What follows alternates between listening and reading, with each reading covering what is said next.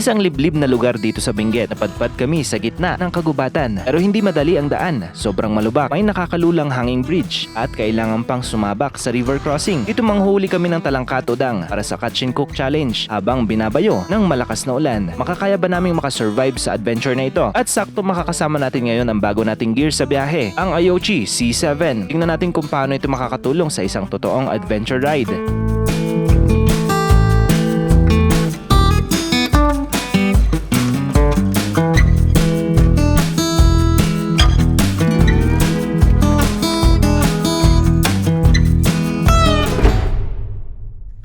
Isang mapagpalang umaga mga behero at welcome back sa isa na namang panibagong adventure dito sa may Benguet. So meron tayong pupuntahan ngayon na isang spot kung saan tayo manghuhuli ng udang. So ang challenge natin ngayon ay wala tayong dadali na pang dinner. At kukuha tayo sa wild ng ulamin natin. So dito nakakuha na tayo ng mga mushroom at mamaya meron tayong gagawing setup kung saan tayo magtatrap ng mga udang or yung shrimp. Ayan, so kasama natin ngayon MJS Adventures. At meron pala akong introduce sa inyo ngayon bago natin gamit. Buksan muna natin ang box ng Ayochi C7 para makita natin ang laman. Una, syempre makikita natin ang unit mismo. Ang smart screen na mas malaki kumpara sa naunang version na C3. Maganda ang laki niya, kaya mas malinaw at mas madaling basahin ang display. Kasama rin dito ang mga mounting accessories para mas madali mong maikabit sa motor.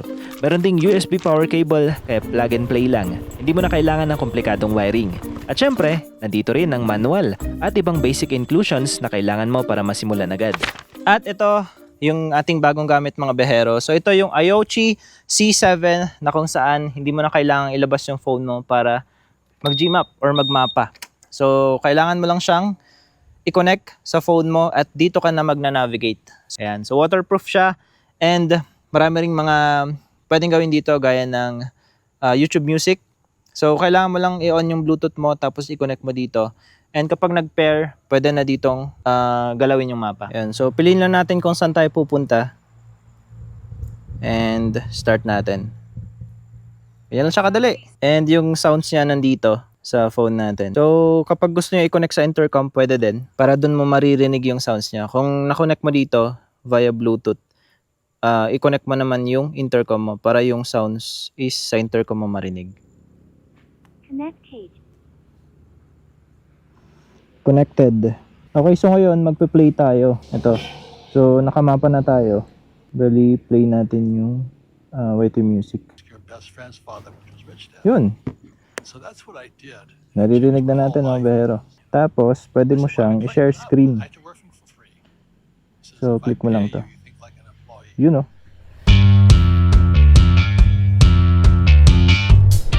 So ito, kahit naka-gloves ka, pwede mo siyang i-navigate. Ayan. So, pwede mo siyang palitan. Ito.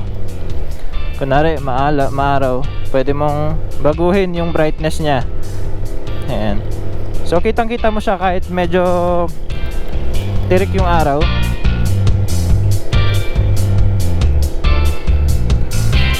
Ang ganda ng navigation nito mga behero. So 7 inches ng screen niya. And hindi na ako maglalabas ng phone kapag maulan. Pwede ka pa mag-chat dito mga behero. So yan may messenger. Pwede mong i-open yan and kapag maulan, hinto ka lang, pwede ka mag-reply gamit to.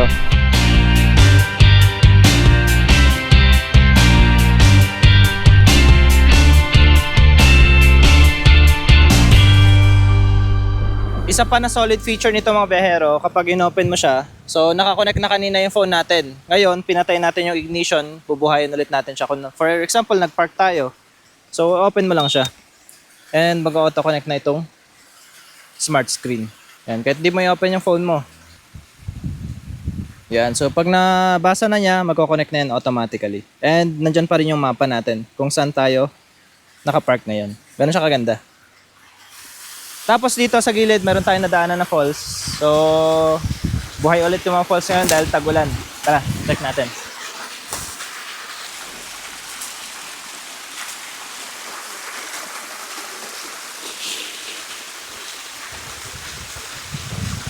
Pagkalipas ng ilang minuto ay narating din natin ang papasok na kalsada patungong spot. Ramdam mo na agad ang challenge. Malubak, madulas at unpredictable ang lagay ng daan dito. Buti na lang malinaw ang navigation sa Yochi C7. Mas madali kong mabasa kahit umaalog sa rough road. Mayroon tayong dadaanan na isang mahabang tulay.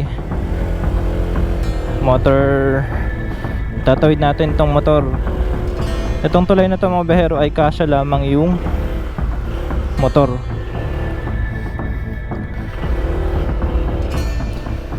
Ayan o. So let's go. Woo! Ito na naman, kakabahan na naman tayo dito. Medyo nakakalula yung part na to mga behero. Kasi tignan mo naman yan, baba nyan is ilog na. So dapat hindi tayo kabahan. Ka-level lang ng motor natin yung kano, yung mismong bakod ng ilog. Yung mismong bakod nitong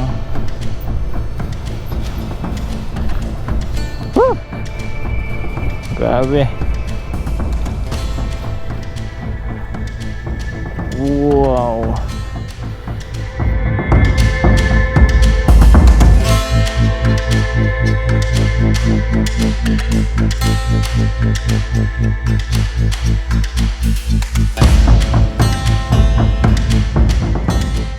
Tignan nyo yung kulay ng tubig dyan, oh. Ganda mga pero, ang daming isda, oh. Kita nyo ba yan? May isda man, oh. Dami, oh. Ang putik. Hopefully hindi umulan mga bero para hindi tayo kawawa.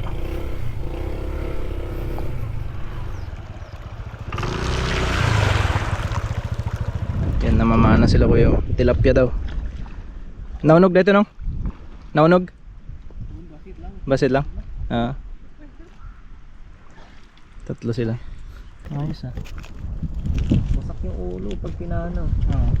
Ito pang ulam nyo lang. Pang gabihan no. Dami na nito. Malalaki din pala. Yung isda dito. Ang daming natrap na mga isda. Lilito. Wow. Matapos ang malubak na kalsada, hanging bridge at river crossing, sa wakas narating din namin ang secret spot. Pagbaba pa lang ng motor, ramdam mo na agad ang presensya ng kalikasan. Malamig ang simoy ng hangin, tunog ng dumadaloy na batis, at paligid na puro puno't halaman. Meron kami nakitang bayabas dito sa gitna ng kagubatan. Wow! Ito masarap na mga merienda. Nakayang bayabas ko eh. Bayabas. Lala ko eh.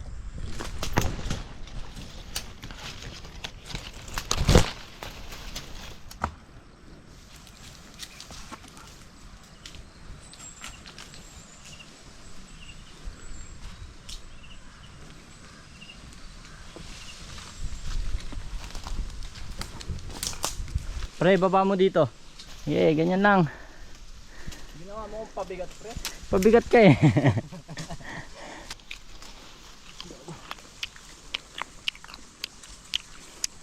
Ang pakla. Pagkatapos naming magpahinga at kumain ng bayabas, kanya-kanyang pwesto na kami para sa camp.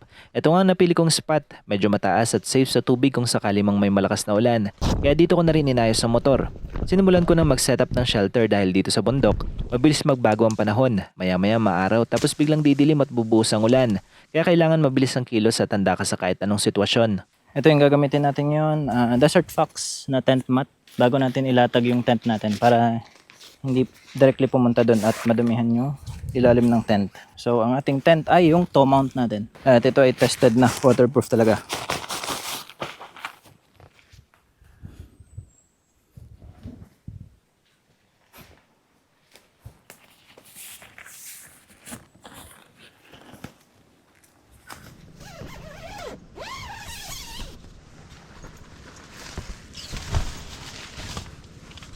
Bali, pumasok muna ako dito sa loob ng shelter natin kasi pinapak na ako ng mga niknik. So nakalimutan kong kumuha ng efficacent oil. Kaya dito muna tayo mga behero. Tamang pahinga muna tayo. Tapos mamaya meron tayong gagawin na project natin para makapanghuli na tayo ng udang. Hapon na magising ako at paglabas ng tent agad akong sinalubong ng mga niknik. Ang niknik ay maliliit na insekto na halos hindi mo makita agad pero matindi kong kumagat.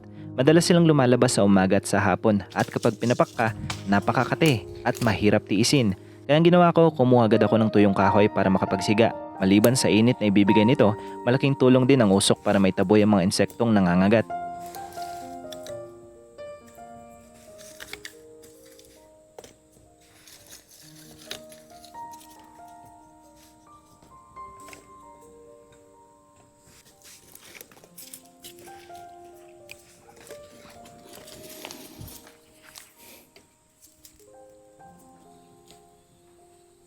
Sarap natin yung ating tarp. Altitude.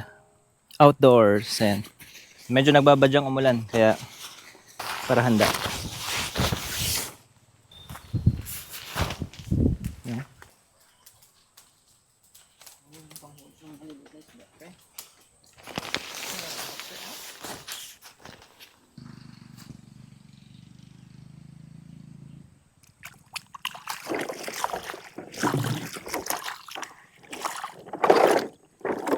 Alright, so ngayon mga behero, gawin naman natin yung ating project kung saan gagawa tayo ng trap para sa mga udang or yung mga shrimp.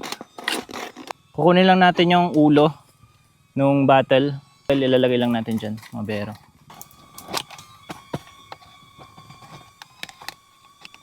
Yan. So pagpasok ng udang dito, hindi na siya makakalabas dyan kasi sisiksik yan dito sa gilid. Bari meron tayo ditong wire mga behero. Ito naman yung pambubutas natin dito.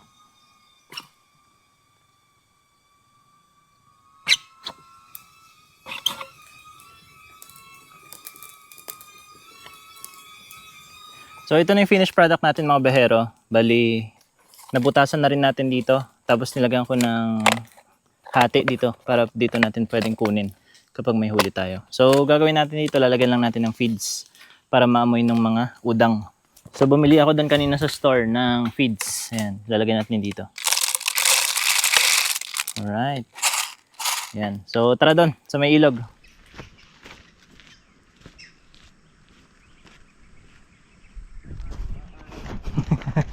Walang huli, walang kain. Dito na natin lagay mga behero. Pag dito gumana, magmamanual tayo. Parang yung ginawa natin noon.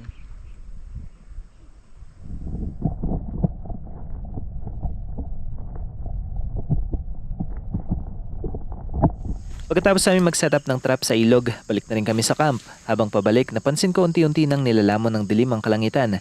Kaya nagluto na rin ako ng kanin para ready na mamaya pag dinner. Dito kasi sa bundok, ang bilis magbago ng panahon. Maya't maya parang may binabalak na naman si kalikasan. Kaya mas okay nang may nakahanda bago pa lumamig ng sobra o biglang umulan. Malapit nang maluto tong kanin natin. So maya-maya pupunta na tayo dun sa may ilog para manguha ng udang or yung maliliit na hipon. Tapos maligo na rin tayo. Tignan natin kung ano yung mga mahuhuli natin ngayon. Sana may mga crab din. Ayan. Pero pinaka-target talaga natin ngayon is yung udang. Ayan.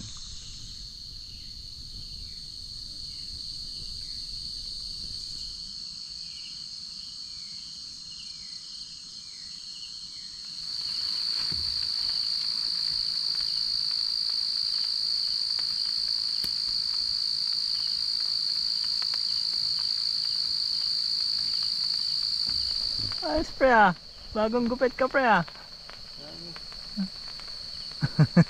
Tara na. Kunin na natin yung udang. Iwas na tayo sa mga illegal. Patingin nga pre, ano yung ilaw mo? UV light pre. Para yan saan? Sa mga germs. Germs. Tingnan mo nga pre yung kamay mo. Yan yung kamay mo. Oh. Bukas mo. Ayun o, may mga germs yan pre. Kita dyan pre? Oo, kita gagi. Tingnan mo. Parang ang dami. Dami Yung pagkaganon mo pre, ang dami. Tingnan mo to. Oh. May ilaw yan pre. Saan? Patay mo yung ilaw mo. Oh. Patay mo yung ilaw mo. Yun o, ilaw ko. Ano ba yung patayan nito pre? Sige nga. Ano pre? Oh. Ano mo? Ilaw yan. Wow! Ilaw yung relo ko. Magkano yung ganyan pre? Omega yan. Magkano yan pre? Second hand yan, mga 18K. Grabe naman pre. Regalo yan sa akin pre. Galing naman. Akin na pre! Oo pre. Kunin ko na yan pre. May ilaw pre oh. Ah yan, akin na, akin na. May ilaw pre oh. Ganda naman yun. Oh! Magic. Bali, nandito tayo ngayon sa spot mga behero. Kung saan tayo manghuhuli ng mga udang. Daming isda oh, lilit. Ano, lumalangoy. Meron tayong mga nakitang mga crab. Ayan oh. Ito, laki oh.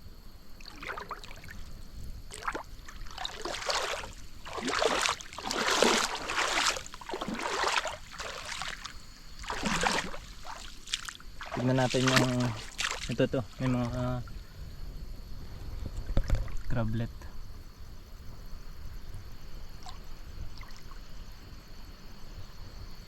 Tignan natin. Dito ko nilagay yung isang yan oh. Nandiyan yung isa kong trap. So hindi ko sure kung meron nang pumasok. Pero dito may mga crab din. Yan.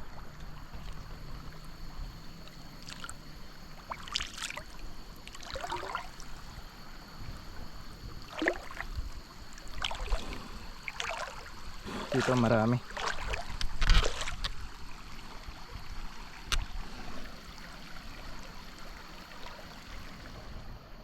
May mga isda na natutulog.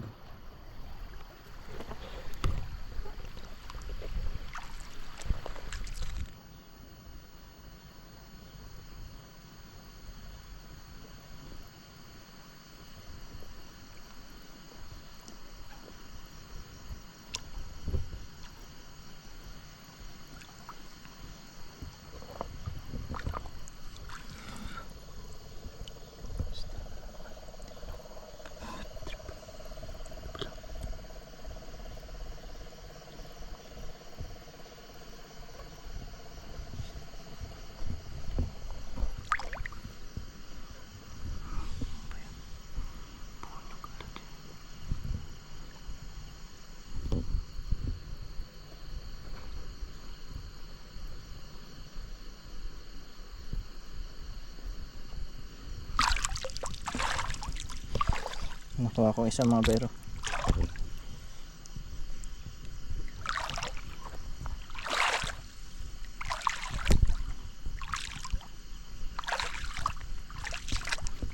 Ito.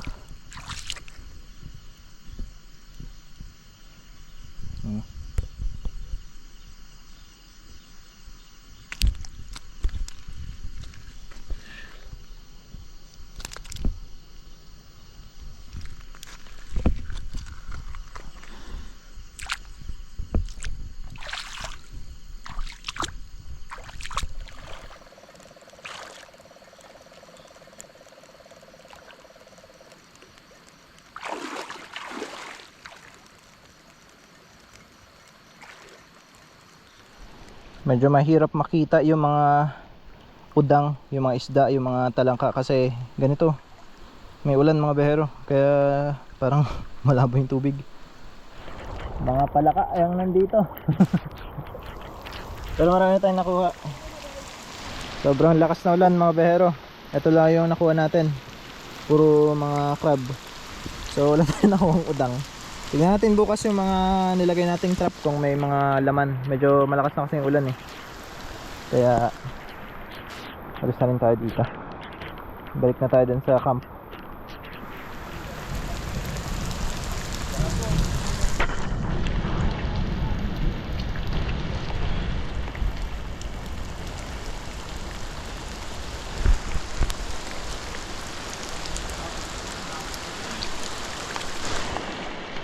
Gusto kaya yung camp natin?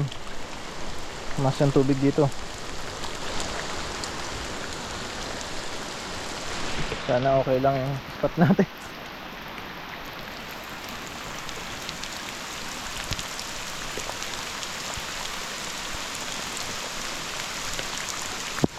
Mas na yung mga tubig oh.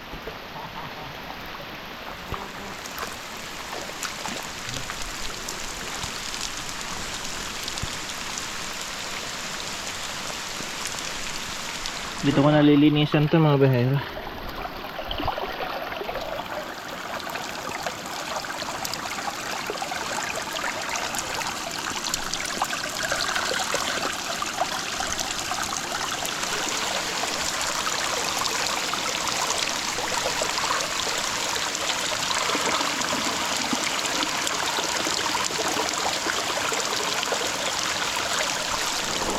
Grabe. Okay pa naman dyan. Ano? Okay pa naman yung spot natin.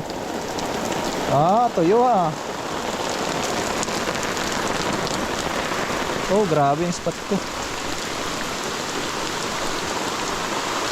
Naku po. Mukhang pumasok sa loob.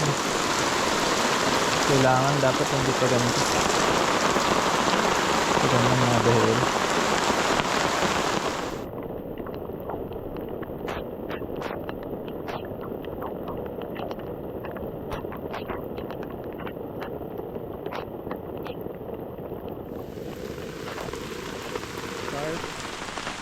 Yan. So nilagyan ko na rin ng kanal dito para hindi tayo pasukin dito at diretso dun sa tent natin. Okay na. So ngayon magluto na tayo. Kailangan natin iluto to.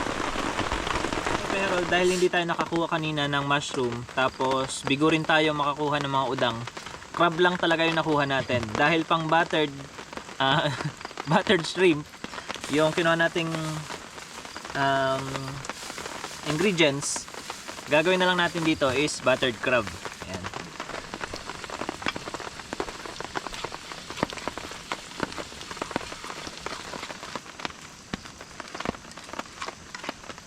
Grabe na yan.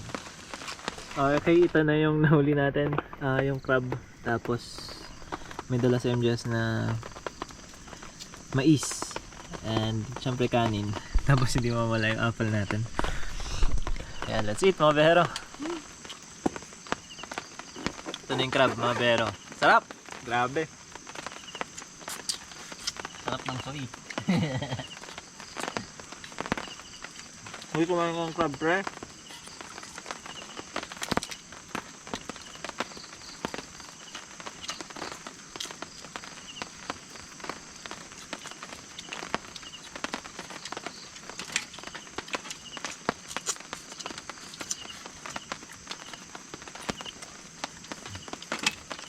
Sarap nga. Sarap. Ayun lang ako, nagutom ng ganito.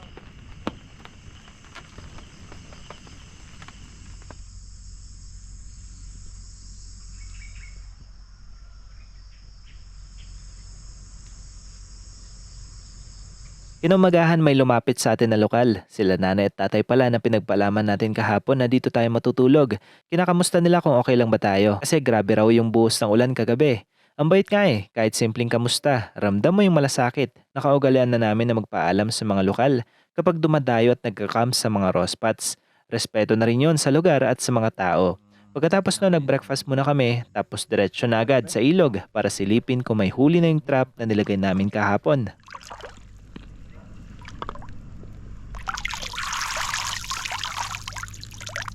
Ano na uli ako kayo? Meron. May isda, gagi. May crab po.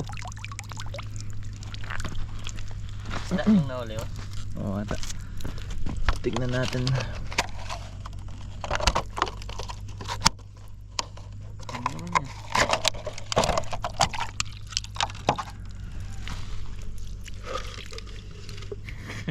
Isang crab.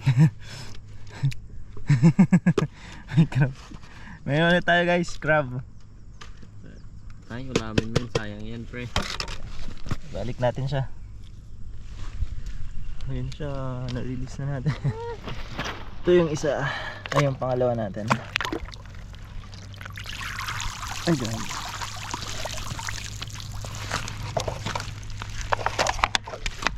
Uy, ang dami. Apat din. 1, 2, 3, 4. May mga apat na nahuli. Balik na kayo.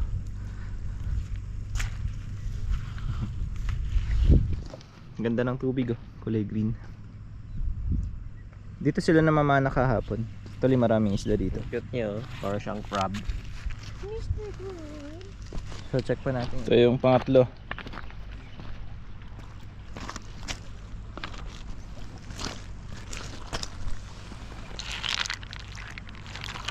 Ito walang nahuli.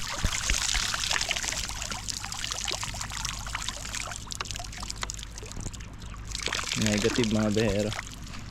Ganyan natin dito sa gilid.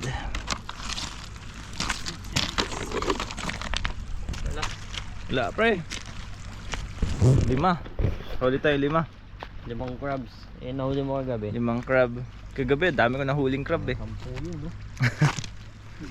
Ang daming crab mga pero. Tingnan nyo. Gagi, ang daming crab, oh. I don't care, sabi. Ang dami. Lahat ng mga itim na yan, nakikita nyo. Mga crab. Daming crab oh. Breeding, ano na to? Breeding spot nila to. Lakas ng agos. Yan yung current ng ilog. Ito naman yung batis. Ganda ng tubig mga behero. Ito flowing talaga. Mula dun sa batis. Ganda mga behero. Sarap maligo. Tawid tayo ng batis. Meron ditong spot mga behero. Ganda ng rapids oh. Punta dun. Pasukin natin ito mga behero.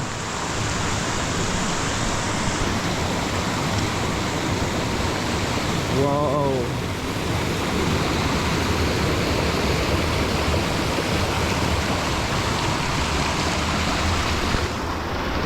What is this?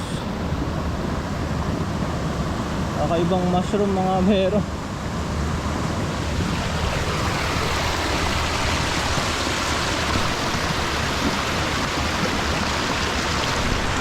Wow.